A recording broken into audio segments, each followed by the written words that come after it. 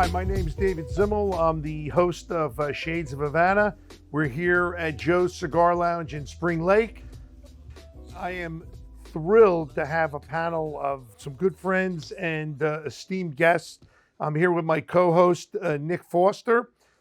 So I am smoking the Oscar cigar, which is the first time I'm having this, and I have to say, it is a tremendous smoke. It's a Maduro wrapper, not too heavy, very smooth, and really a wonderful smoke.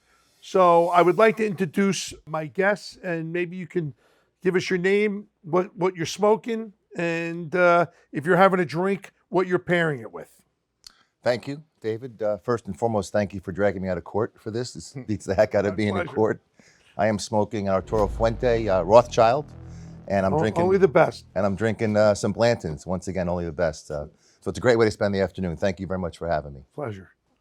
How's it going? I'm Nick Foster, the owner of Senior Juan Cigars in Belmar, co-owner of Asbury Park Cigar in Asbury Park. Great to be here as always. Smoking a Tatuaje Avion broadleaf. That's a Connecticut broadleaf wrapper. That's going to be nice and chocolatey, a little bit of spice, earthy, little cocoa in there. And pairing that with a little Diplomatico rum, which is a nice Venezuelan sipping rum, which is a lot different than, say, like a Captain Morgan or something like that. You'll notice it is sweet, but it does sip more like a whiskey or a different spirit than the normal rum you mix a drink out of. And I'm Irwin Sternberg, and I'm smoking a Joe's House Blend cigar. It's really smooth, and I'm pairing it actually with, some New Jersey water that tastes absolutely fabulous. There you go. Well, Erwin, I have the same thing, and it's Salud. delicious. Cheers, gentlemen. Cheers. So, Nick, I've been in your company a couple times, Yep. and I'm always thrilled to have you around. Your knowledge of cigars is second to none, and I love hearing about the different cigars. So, let's talk about what would you say are the more popular cigars that you find people like to smoke in your shops? Sure. It depends. If somebody likes a Connecticut, like what you're smoking, Irwin, Connecticut wrapper is going to tend to be a little grassier, a little earthy, a little hay, a little bit of citrus in there.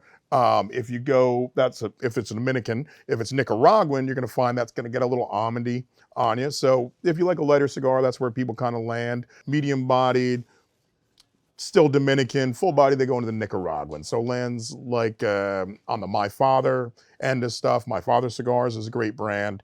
Tatuaje as well is a more full-bodied Nicaraguan brand. So it just really depends on what your flavor is, right? Now, do you find during COVID that has it been more difficult to get cigars?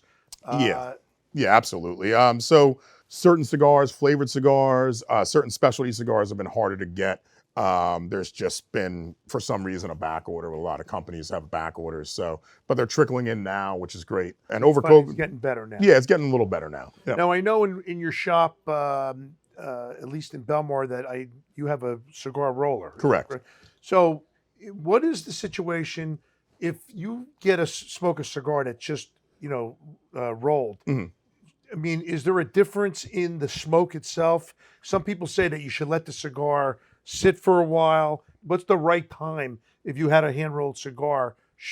Should you wait to smoke it? Sure. So, a lot of times if you see somebody rolling a cigar somewhere, that's not aged tobacco, right? That tobacco hasn't been aged that long. It's good to smoke that cigar right when the guy rolls it the next day, or wait a couple of weeks. If that tobacco is aged, like we use 12-year aged tobacco, that's ready to go right when you smoke it. Now, you will see a difference if you let that cigar sit for a month. You will see a difference in the complexity of taste in that cigar. So, you can absolutely age a cigar. A cigar retains its intended flavor for 7 years.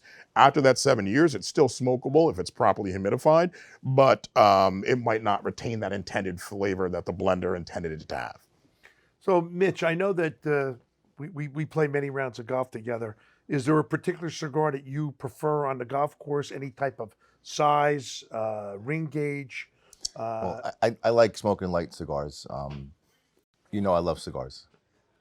But really, there's only 3 places I smoke a cigar: the golf course, the beach, and Giant Stadium for tailgates. There you go. So, and those to me are the 3 best places. Not in the backyard. Not in the backyard. I'm not really a backyard guy. Okay. No, are you a season ticket holder then? I am. So am I. Since So I was a baby. two season ticket holders to the Giants here. Who knew? And there's So, nothing by better the way, than a cigar. Joe, that's an honor for him to be here smoking a nice cigar here Well, with now, us. in the old days, when my dad, may he rest in peace, would go to the games, you could smoke cigars in the stadium. Oh, is that right? And he would go through 3 cigars a game. I'd Wow. watch it, and it Well, was amazing to see. How long ago was that? Was you remember? I think the 80s. Back in the Definitely in the 70s and 80s, maybe the early Wow. 90s. But you figured outside in the stadium, why can't you smoke a cigar? Now, forget about it. But so that's where I started smoking. And to me, that's the best place to have a cigar. Yeah, you know, it's funny. I find that I just prefer a little bigger ring gauge. I don't know why. It just mentally, it just feels right. Yeah.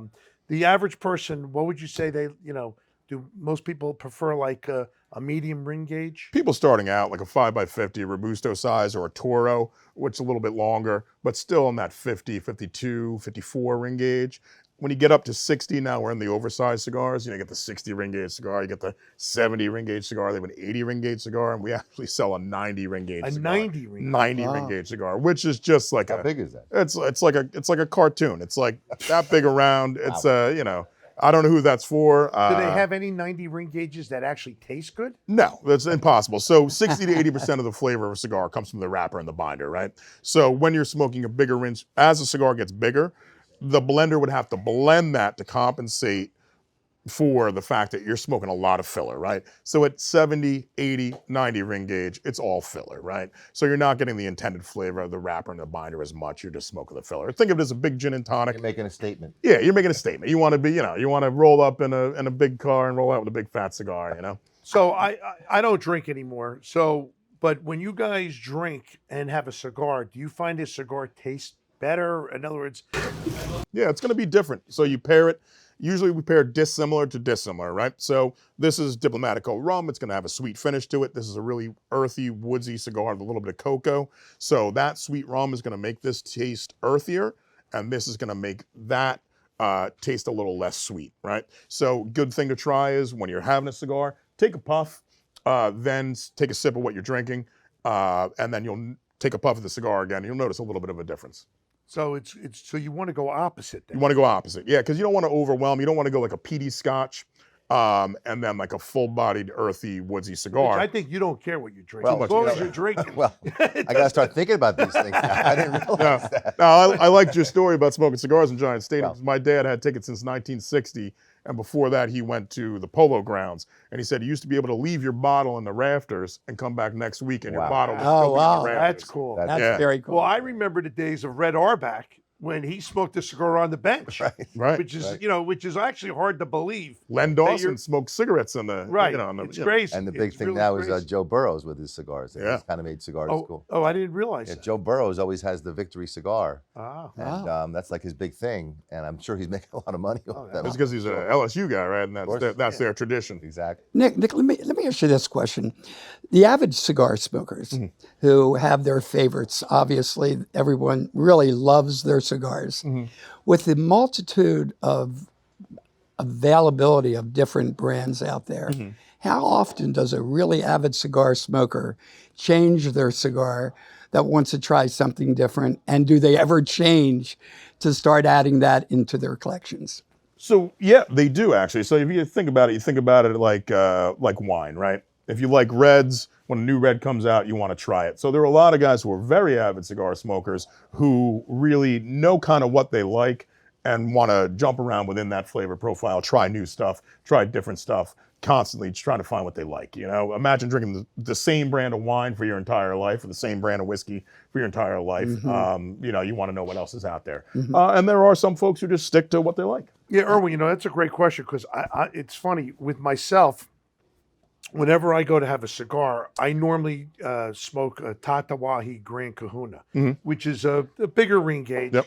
And every time I go in to the store to get the cigar, I always want to try something different, and I just end up with the same Same cigar. one. It's crazy because I know what I like, and I said to myself, "Why am I trying something different if I like that?" I'm the same way. Yeah. I mean, I know Joe's been great having us down here at his shop, but I'm a big Cortez guy, and that's in Shrewsbury, and I just always seem to gravitate towards his cigars. It's a Connecticut wrapper, Yep. and to me, it's light. It's easy to smoke, and I really find I really can't play golf unless I have one. Yeah, leg. you know, it's funny because with golf, I find that when I get the bigger ring gauge, like if I smoke a Tatawahi Gran Kahuna, it's a 9-hole cigar. It literally lasts 9 holes. can Unless time I'm playing bad, maybe it goes down to 7. But it's a 9-hole cigar, so it's very interesting that you can time it out that way. But the best is when you and I play. Early morning, I said, "Is there any reason why we're not having a cigar?" And Really? I can see no reason. Whether we're on the golf course at 7:30, it's time to light up a cigar. You know, another question, which maybe Dave you can answer, is the marketing behind cigars. Great advertising, great people smoking, and great locations. I've often wondered, those avid cigar smokers, like I know how I got started with Cohiba and things like that. How much marketing on cigars really brings you in to wanting to start smoking or wanting to change to another cigar? I would say the industry relies heavily on the individual tobacconist to really have that conversation. So if you came in, you tell me you like that cigar, I can get you into something similar, suggest something to you. They really put it kind of on us. They make the box look great, they make the band look great, they make it look tasty, and then they make it look cool, and then it's up to us to be kind of like, hey, if you like something with a broadleaf wrapper, here's something else with a broadleaf wrapper, et cetera, et cetera. Like in Connecticut, you tell me you like the Cortez, Connecticut, I'd say, oh, come and try, our hand-rolled that Julio rolls in our store. Is that an invite? Yeah, that is an invite. And Come on down. By the way, I've had that cigar. I'll see you tomorrow. And Yeah, it's come an on awesome- down. I'll be it's there. an awesome cigar. Good. Yeah. I've had that cigar at your place. So I got to go to the Oscars the other night. Boy. We saw something. When I actually saw it, I thought it was staged. But, what's your opinion on the Chris Rock situation? I mean, it was crazy. I mean, I don't know, but 2 millionaires hitting each other, I don't really care that much. I mean, I think it's a very weird thing, and in light of all the nonsense between Jada Pinkett Smith and Will Smith in the last few years, he's probably on edge. But still, I mean, somebody grabbed John Wayne when he jumped up there to stop Sashim Littlefeather when she was accepting the award for Brando. So where were the guys to stop Will Smith from running up there? I did not see that. Yeah, like Really? instead of accepting the Academy Award, Brando sent a Native American up there to talk about the depiction of Native Americans in Westerns. And Clint Eastwood said something, and I think John Wayne went to run up on stage, and 5 security guards grabbed him. So where were those same security guards, for this? You know me, I'm a criminal defense attorney, so I'm the first guy to defend. But he really should be arrested. I mean, he assaulted this man. So he said some horrible things. Yeah. You don't resort to violence. And for him to be given a pass because Chris doesn't want to press charges, it's not Chris pressing charges, it'd be the state of California pressing charges. And it's almost like it's condoned now. Like it's okay that he did that. There's nothing, like people arguing, was it right or wrong? You tell me, how do you justify doing that? There's no argument that could be made. I don't care what he said. And for him to do that and just think he can get away with it, not only just to stay there, and get an award and not be arrested, to me, I think it sets a really I thought actually dangerous Chris precedent. Rock actually handled it pretty well. I mean, for really well. Getting slapped in the face. He's got a strong jaw too. Yeah, He can go down. he was, he really stayed composed. And it's funny because I've given it a lot of thought. And at first, I said, it was a bad comment. But even when he started to comment, he kind of said something nice about Jada. And then he went into it, and everyone knows Chris Rock. He's a raunchy comedian. Yeah. And Will Smith laughed at it. And he did laugh at it, and he knows Chris Rock. Well, then he got the look from the wife, and he had to go up there. Right. Yeah. It was really something. It's funny because Chris Rock this weekend is playing, I think, He's in four Boston, I think. nights in Boston. Yeah. And the average ticket price was $75. It's gone for $350 a And ticket. sold out. Yeah, right? sold No out. kidding. It's really Well, That's funny. in a sick way, it might have helped him. Yeah. It's another interesting scenario. I listened to what you just said. I couldn't agree with you more. But there's another scenario. Everyone has their opinion. It's like politics. Everyone's going to have an opinion. But I also looked at it like this. The Academy Awards, or all the award shows, are failing miserably in their stats and their numbers. And someone had mentioned, and I said, wow, that's an interesting scenario, that could have been a deliberate, just to get the excitement back up. I don't believe that. I think that what he did was unjustifiable, but unfortunately, it sets a stage for what I think the Academy and Hollywood is trying to do is bringing younger viewers back into the set. So I don't know if that was such a great thing for Hollywood to be portrayed in doing that. I could probably understand that Will was upset. There was a way to resolve that. But if it's a way to get the numbers up for the show, next year it probably will be higher. But Irwin, it's funny, along those lines, and Mitch being a criminal attorney, if you're trying to bring the younger audience in, what are you teaching the younger people? Well, that's my point. There's no penalty for what That's totally my they point. did. These kids can go to school, and if someone makes fun of them, they're going to go fight him, or who knows, they can shoot him or Did you hear pull a knife out. what Will Smith's son said? That's how we roll. That's what he said about his father's action. So you tell me, it's horrible.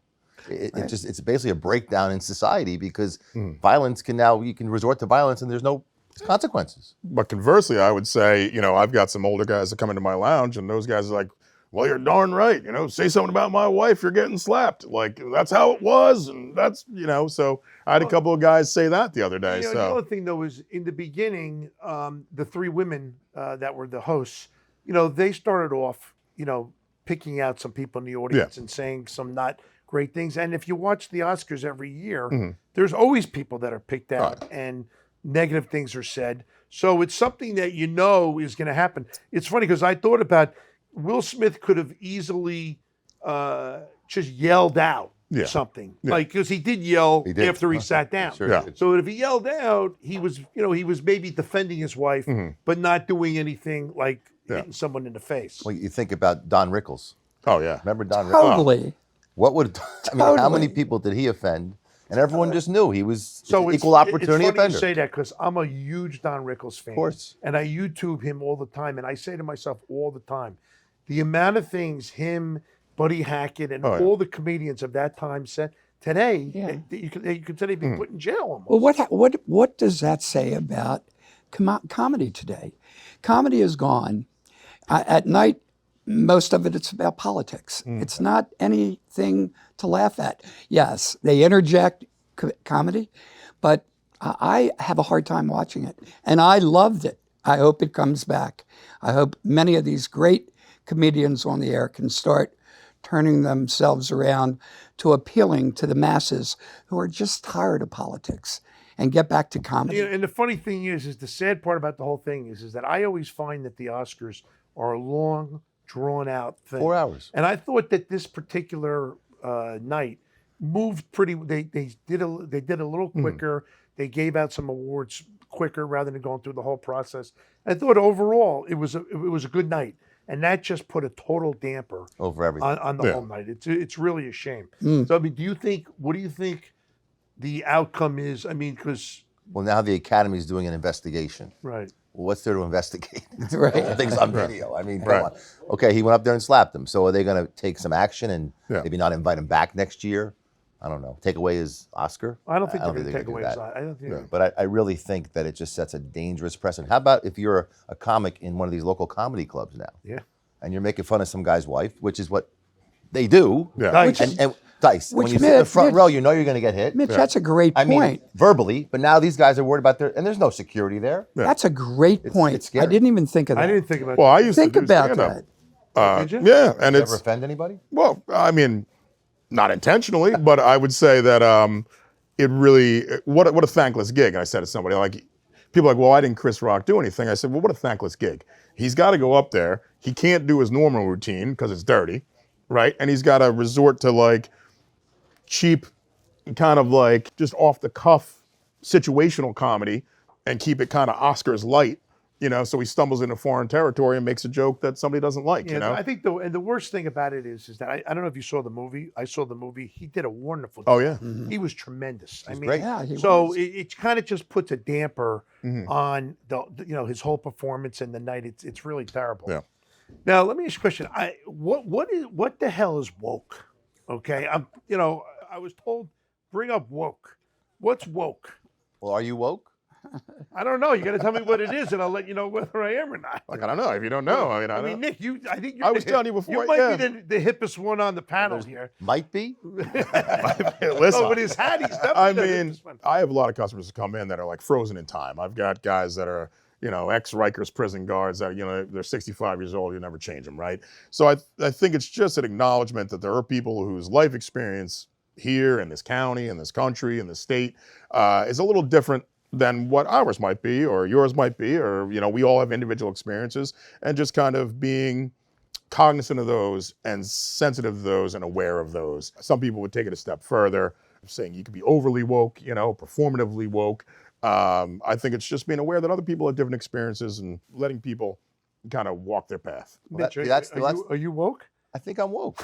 My kids tell me I'm woke. Oh, then you're woke So, then.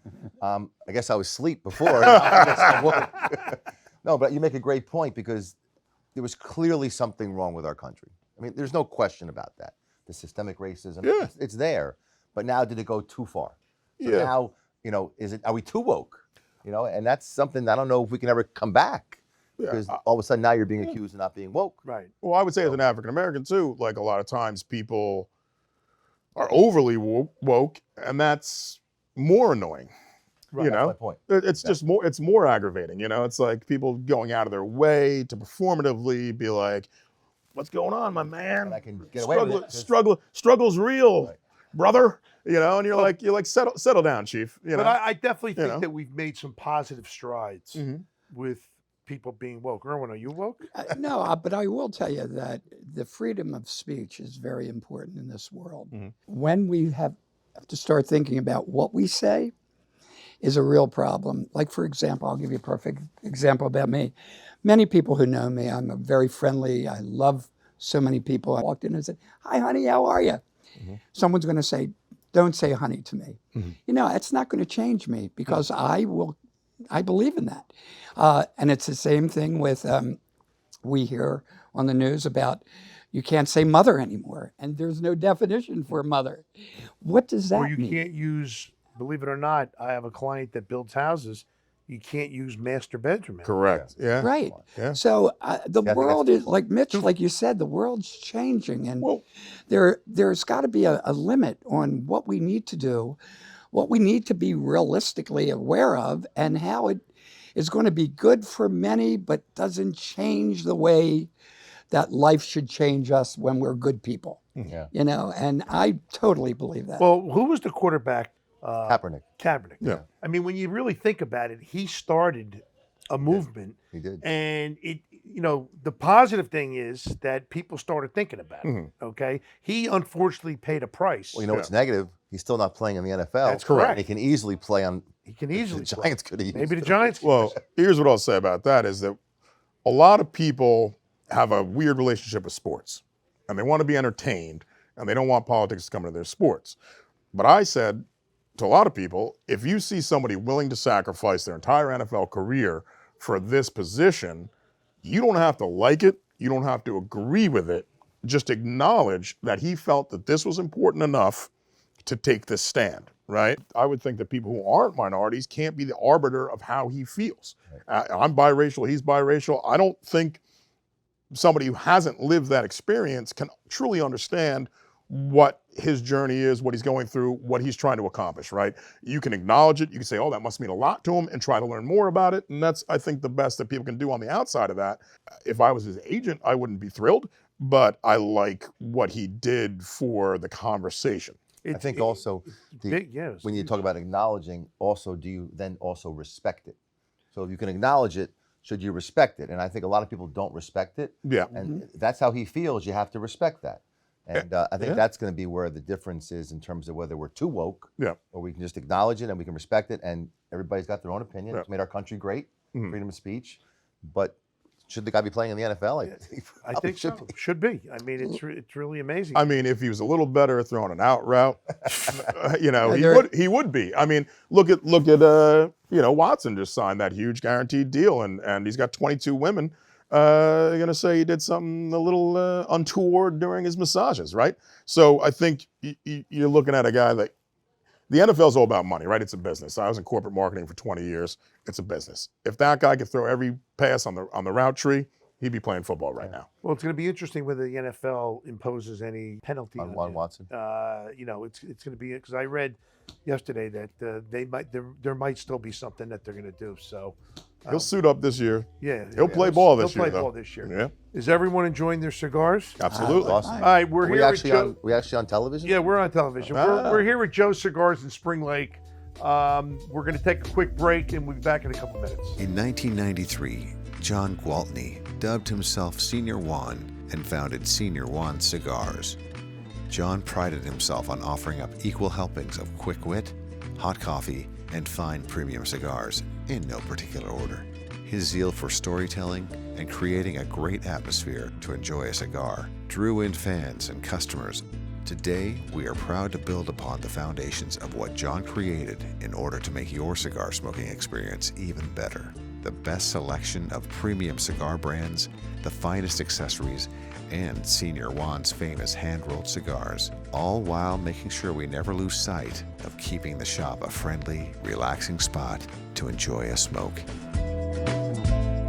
In this new day and age of online meetings and presentations, you need the best team at the ready. Whether broadcasting your Zoom meetings to Facebook Live or live streaming a fundraiser event, Surreal Streaming Services, with over 10 years of experience, can add confidence to your next live stream event. Call or text 646-498-8888 or visit sur-real.com.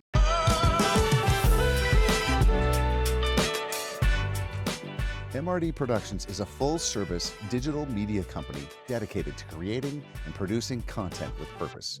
If you or your company are looking to create a video or commercial that pops, produce a show or podcast of your own, call 718-216-6403 or email info@mrdproductionsllc.com. At MRD Productions, we tell stories.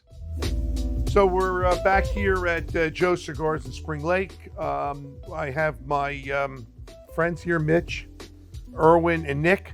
Irwin, in your past life, I know you were involved with Jerry Garcia Ties, and were a big fundraiser for the Jimmy V Foundation. Yeah. Why don't you just give us a real quick... Well, one of the greatest pleasures of my life was creating the Jerry Garcia Ties. It turned my life around.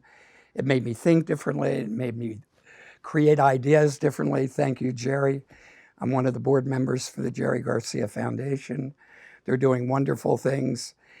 Through that, it allowed me to learn new concepts and new ideas about how to create excitement in other brands.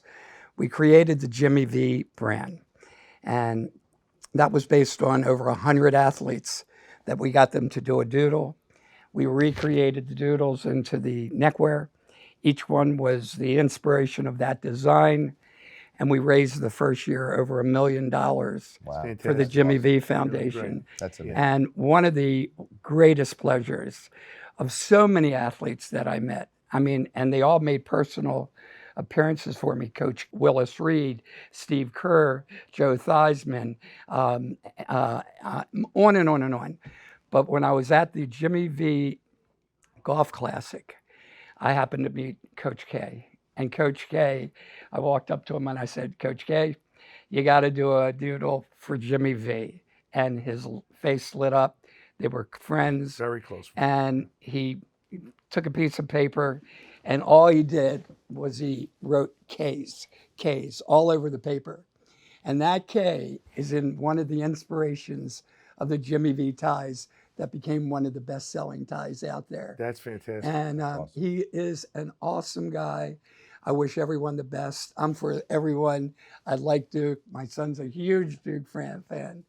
And that's my story with Coach K. So many stories with many others. It's great that you can be involved with the fundraising. It's there's nothing better than giving back. That's for sure. The best. I know you two characters are Orange Men, Yeah. Syracuse alumni. We just found that out. My yeah. condolences. We bleed orange. Okay, my We bleed condolences. But with the upcoming, the Final Four, which I think is one of the best Final Fours we've had in many Great. years.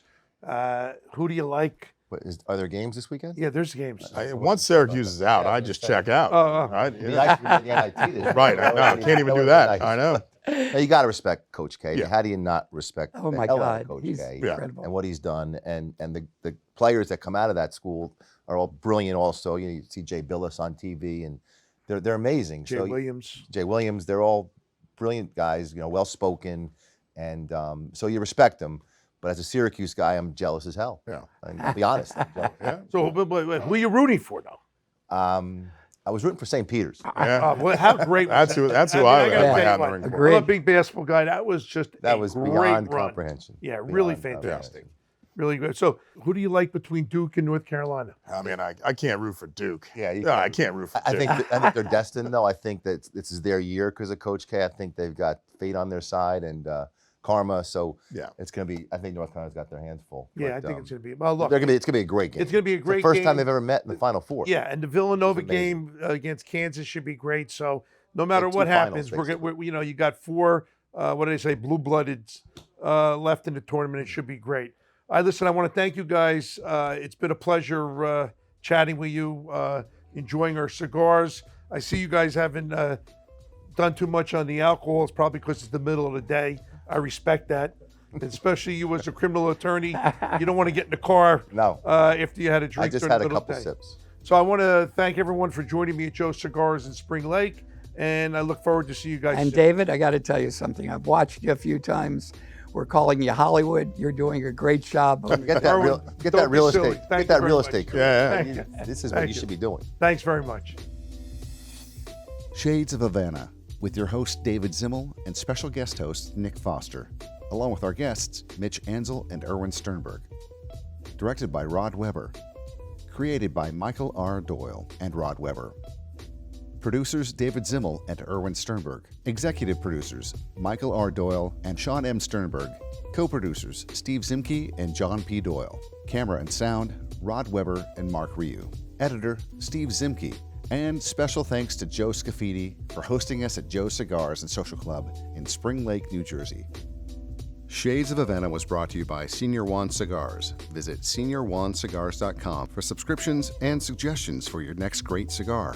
Surreal, sir-real.com for all your streaming service solutions, or call 646-498-8888. Again, 646-498-8888. Our sponsors' websites and phone numbers are also provided in the show notes. When you visit our sponsors, you're helping them and helping our show. And if you enjoy Shades of Havana, we hope you tell your friends and give us a great rating wherever you get your podcasts. All opinions expressed by the Shades of Havana participants are solely their own opinions and do not reflect the opinions of Shades of Havana, Inc., a subsidiary of MRD Productions, LLC. Shades of Havana is an MRD production.